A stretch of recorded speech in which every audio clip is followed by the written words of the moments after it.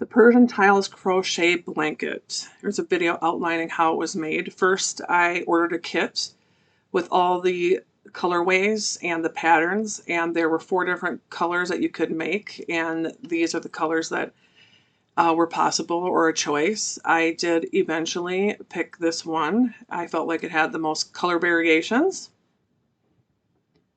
And of course, when you start with anything really large and you're making something, you got to start small. So we started with round 1 here. And then adding row 2. These are very tiny. They're like the size of a quarter. The 3rd row. And the 4th row. And that was very fun to make those little shapes there. Now we're adding the extra part of the flower shapes, a row of green, brown, and cream on there. Here's a 7th row, and here's was a really fun part, putting on these like little flower bumps.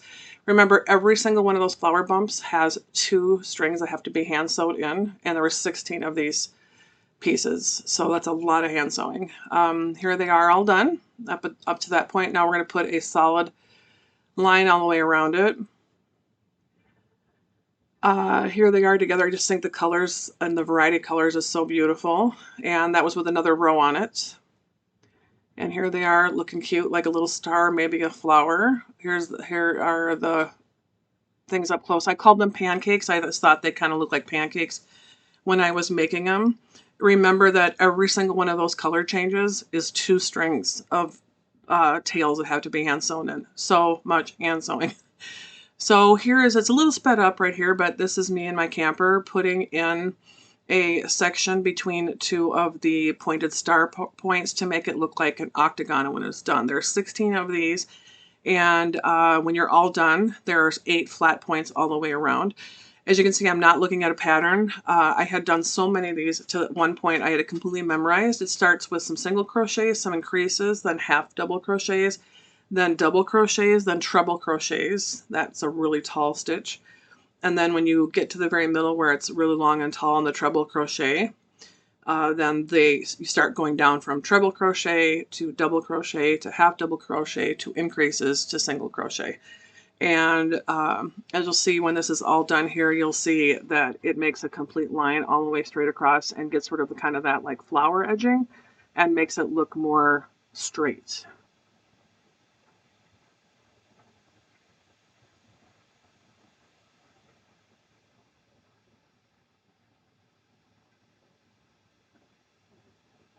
And there it is. So that is the edging that I just did in that video. I did a lot of this in the car driving home from a camper with a flashlight around my neck. And here is the final look of all those. This is a really fun portion where there's another round that has these crosses that are inside the middle of each of the flat parts, and 3 separate colors for the 3 different types of pancakes. And here's a big handful of pancakes with the decorative layer on with the X's, and there are still more layers I have to put on this.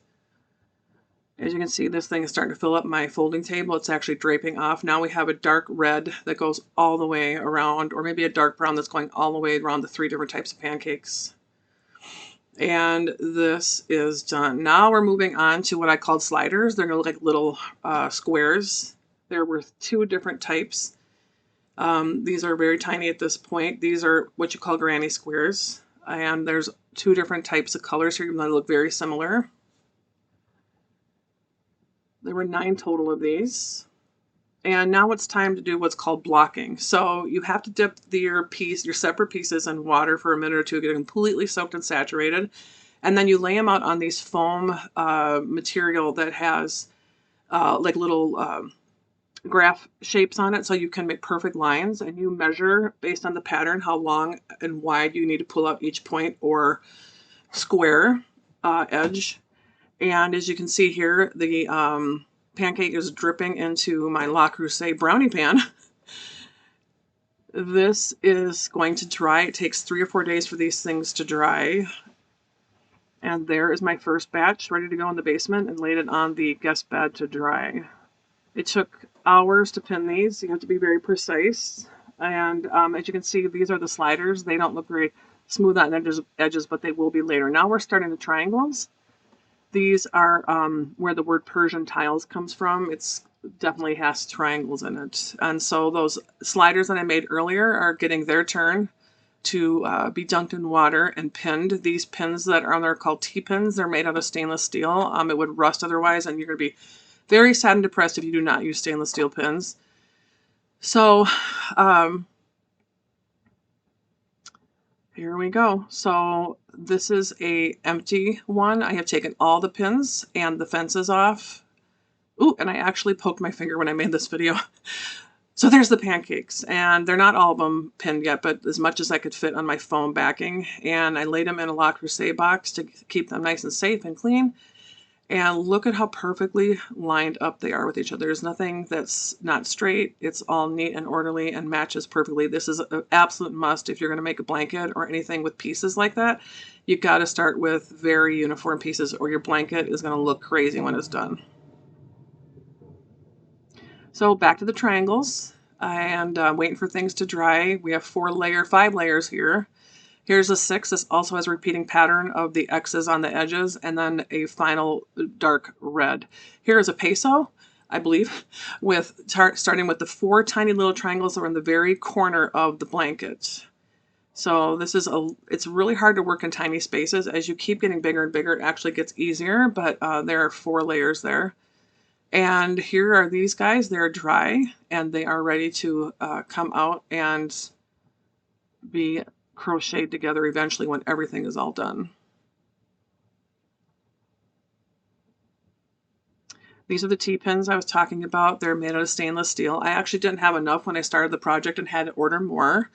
So there's a graph lines on all of the foam, and that's so you can make sure that everything is lined up perfectly and has a square edge.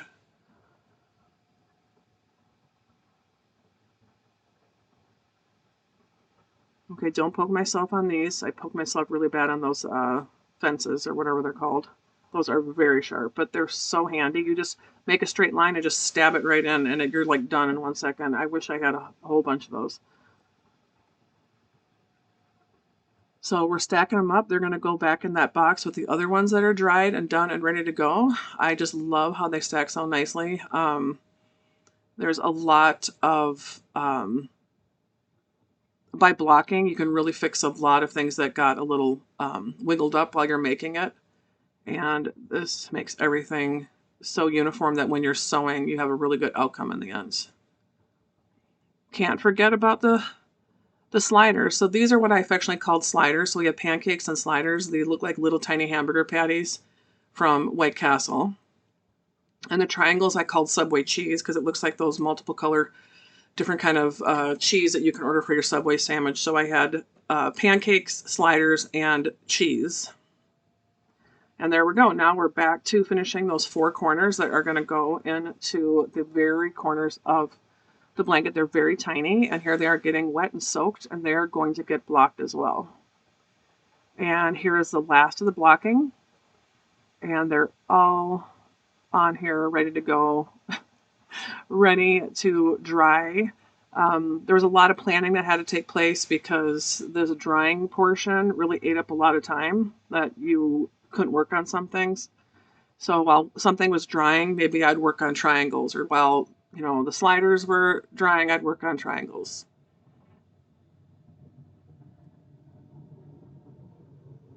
I believe these are actually wet. They actually look very dark. They look very different when they're wet. And here they are dry, and this is before and after, and nice, really good straight lines here for sewing.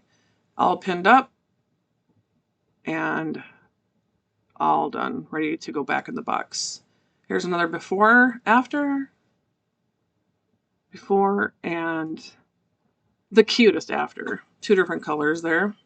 So this is when you're all done, you take the pattern, you go to I went to my bed and I looked at the pattern. You had to make sure every corner was matching the right color because if you turned it the wrong way, your pattern would be completely messed up. There's a lot going on there. This is some pieces that I was not done sewing together. These are actually sewn together, crocheted together at some point. Every one of these shapes had to be hand crocheted by putting 2 pieces together, crocheting through doing what's called single crochets, and this took days. As you can see, they're all attached, but they're not finished. We have to get all those shapes touching each other. Here is the last piece that needed to be attached to the entire blanket. And as you can see, I have other lines and areas that still need attaching. There were a couple times I crocheted too far and had to rip it out and start over again. This is Margie. She was my constant crochet companion. This started in the middle of July and I finished it about the end of October, maybe middle of November. Here it is completely done without the edging. And so it needs, I believe, 4, maybe 5 layers of edging. Here's more crochet strings that have to be crocheted in. The whole entire outside was covered in like a dusty blue kind of. Then there was a really pretty scalloped edge of a kind of sea foam. And then it was going to be followed by another color of sort of a darker blue. And then even darker blue going around as a single crochet. And that really made the edges really straight. There it is with the final. It is completely done in this picture. And here is the very last string I ever cut off. And it is done with a line of pink going all the way around. Folded up, ready to take a little break. I had other things I had to start working on, but that's the final look right there. I folded up, put it back in the craft bag. Look at all that crochet, of all that yarn that's gone now. Here is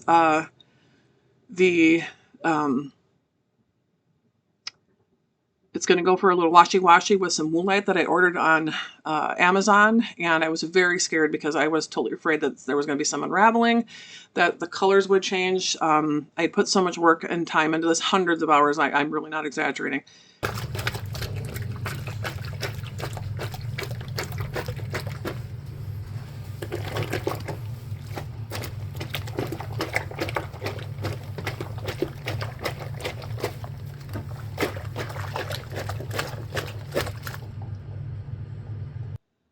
All right, there goes the water right down the drain. Slurpy, slurpy, slurpy. Yes.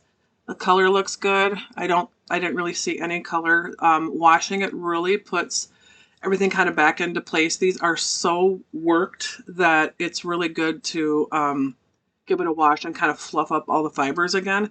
There it went in a pillowcase that I didn't realize I was supposed to knot, and then some clean towels. And this was probably the scariest moment for me at all. You're not to completely dry it. You're just to kind of get a lot of the excess water out. And then this way it doesn't get stretched.